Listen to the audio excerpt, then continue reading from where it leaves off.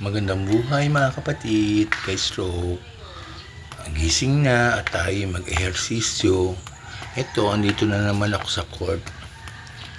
Buti may nakita akong lagaya ng net ng volleyball. Yan. In-exercise ko yung paa kong kanan, paa kaliwa. Namilitig kasi. Yan, nag-umpisa ako. Buti yun rin, walang tao. Walang naglalaro kasi maaga pa yan eh. Ngayon lang, nakailang beses nasusutsub pa ako. Balance kasi ako eh, kaya mahawak ako. Sa mga katulad kong ka-stroke, gawin nyo rin itong ganito pag may nakita kayo yung baitang man lang. Ayan, nakatulad ko ang sitwasyon, ganyan din gawin nyo sa paa nyo. Nakita ko rin to sa FB. Ang palakas siguro ng paghakbang. Yan, magano muna ako stretching. Kanan ko talagang kailangan hawakan eh.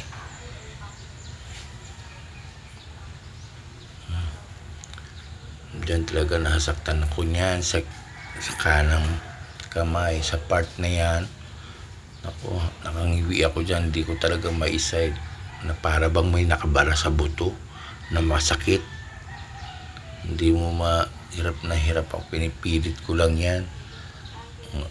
Yan, pinipilit ko lang yan maitaas kasi kung hindi ko gagawin yan, wala, baka lalong sumakit, mapabayaan kong nakaganyan yung baba lang.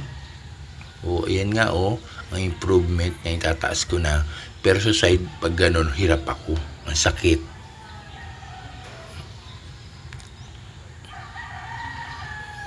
Yan, basta yan. Ma-exercise ko yung kamay na yan. Di ba, nang hindi yung iba.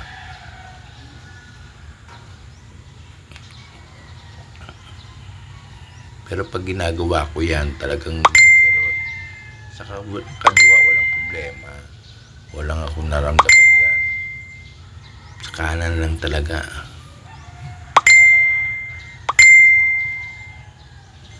Kahit sa mga hindi stroke, mga kapatid, mag-ano na rin kayo. Exercise na rin kayo, lalo na pagkakaedad na. Ang sarap ng pakinamdam. Yung kaliwa ko, ang bilis na, ano ko agad. Yung kaliwang paa ko rin, ganyan din, pero nilalakad ko si Lucky.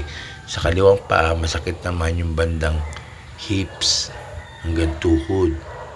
Yun naman apektado ng stroke.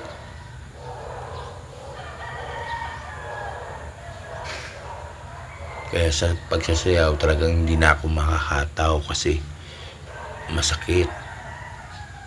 Hanggang doon lang kaya kong kilos. Hindi katulad nung hindi ako stroke.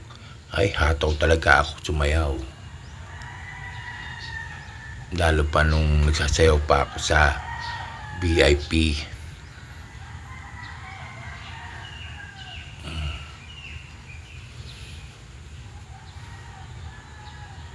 Kung hindi nyo po pala natatanong, nung araw, isa po ako sa member ng VIP Dancer. Since 1993 to 1997. Kay Maribeth Pichara po. Kay Vilma kami sumasayaw. Vilma Show.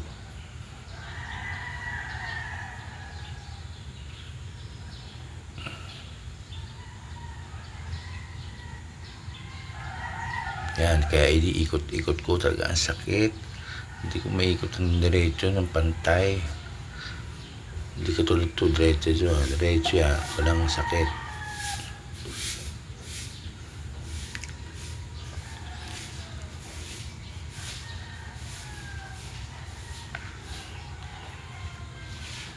Yan, para umano yung tuhod ng kanan. Yan, masakit din yan. May karotin yan. Tuhod.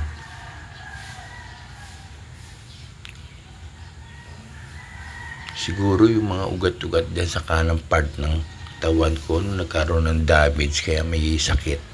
May kirot ako nararamdaman. tsaka siguro sa mga buto. Kaya nga tataka ako, saan kaya yun ang galing yung sakit na yun? Ba't kumikirot? Hindi ko alam kung saan nanggagaling yung kirot eh. Yan, pag ganyan nga na ginagalaw. Kaya minsan nagpapahid din ako ng mga ointment, tangis na mabibisa.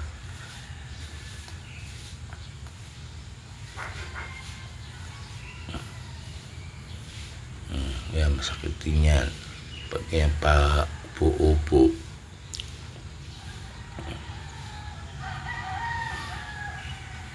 Bukas naman uli, lakad naman uli o jogging. Ano ko natapos kong isang masahe eh.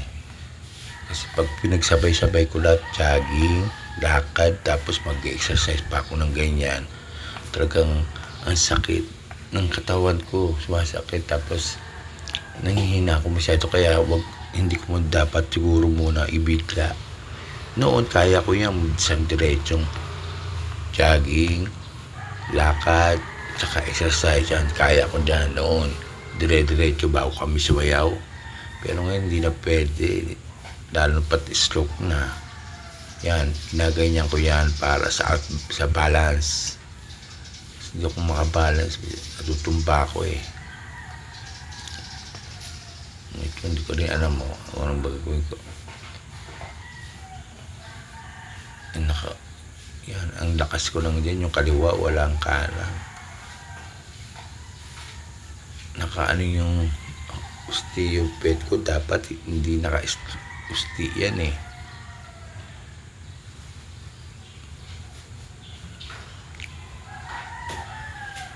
Yung kaliwa ko lang gumagana dyan.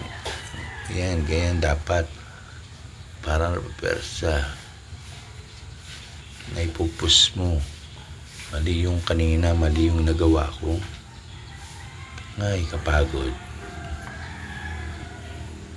O, sige mga kapatid, ka-stroke, hanggang dito lang uli. Bye-bye.